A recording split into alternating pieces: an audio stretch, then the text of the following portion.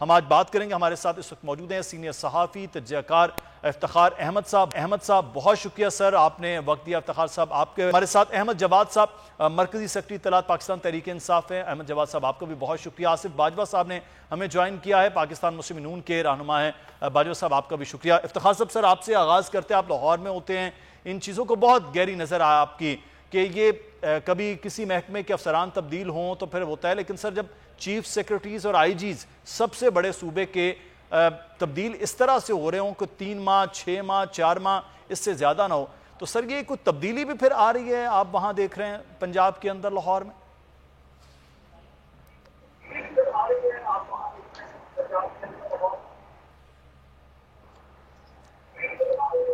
افتخار صاحب سر آپ سن سکتے ہیں؟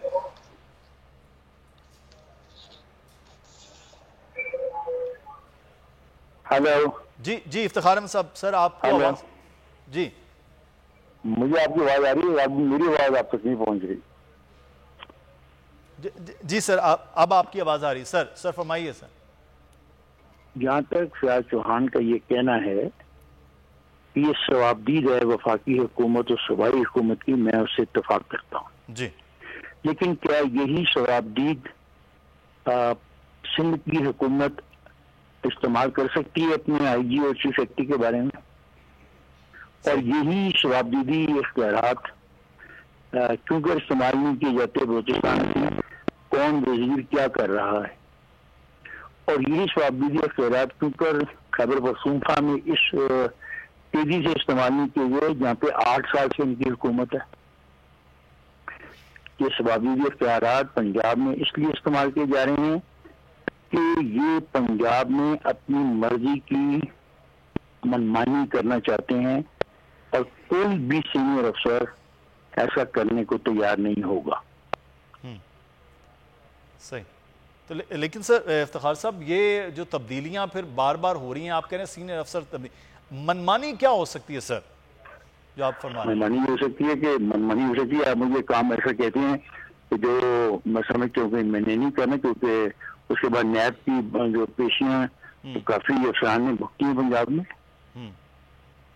ٹھیک، تو یہاں ہائی پروفائل کیسز بھی ہیں جن کا ذکر فیاض الحسن چوہان صاحب نے کیا۔ افتخار کون سا ہائی پروفائل کیس ہے؟ کوئی ہائی پروفائل کیس ہمارے دوست ہوں گے آج پی ٹی آئی کے، مجھے کوئی ایسے ہائی پروفائل کیس بتا دیں جس کی بنیاد پہ چیف سیکرٹری اور آئی جی نکالا گیا ہو۔ ہائی پروفائل کیس کو پھر ثابت بھی تو کرنا ہے نا۔ بالکل صحیح، یہ ہائی پروفائل کیس تھا اور اس کی بنا پر ناکام ہو گیا آئی جی اور ناکام ہو گیا چیف سیکرٹری اور ناکام ہو گیا کمشنر، ناکام ہو گیا ڈپٹی کمشنر، ناکام ہو گیا ڈی پی او، ناکام ہو گیا آر پی او، تمام لوگ ناکام ہو گئے۔ تو وہ ہائی پروفائل کیس ہیں کیا؟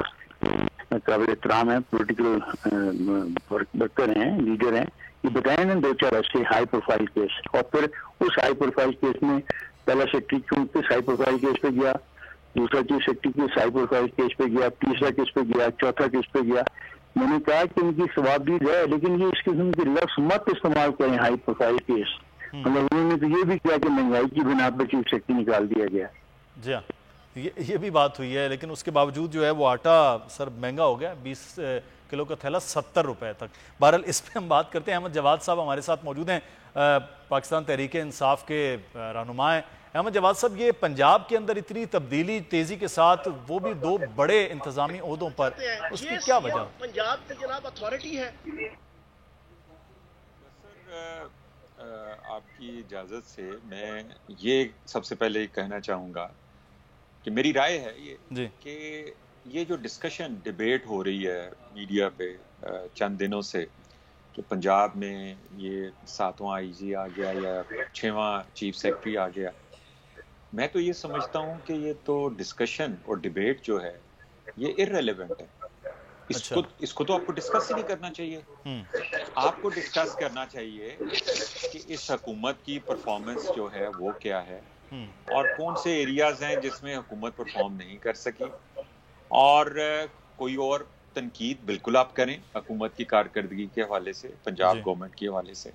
جہاں تک ایک آرگنائزیشن کے اندر آپ ذمہ داریاں دینے کا سوال ہے، جو بھی ہیڈ آف آرگنائزیشن ہوگا، آپ کا جیسے ٹی وی چینل ہے اس کے اندر آپ 10 دفعہ اینکر چینج کریں، 10 دفعہ پروڈیوسر چینج کریں، 10 دفعہ آپ کیمرہ مین کو چینج کریں، آپ کو کوئی اس کے اوپر آبجیکٹ اس لیے نہیں کر سکتا کیونکہ یو نو دا بیسٹ، اور آپ کو کوئی وہ ڈکلیئر کرنے کی ضرورت نہیں ہے کہ کن وجوہات کی بنا کے اوپر.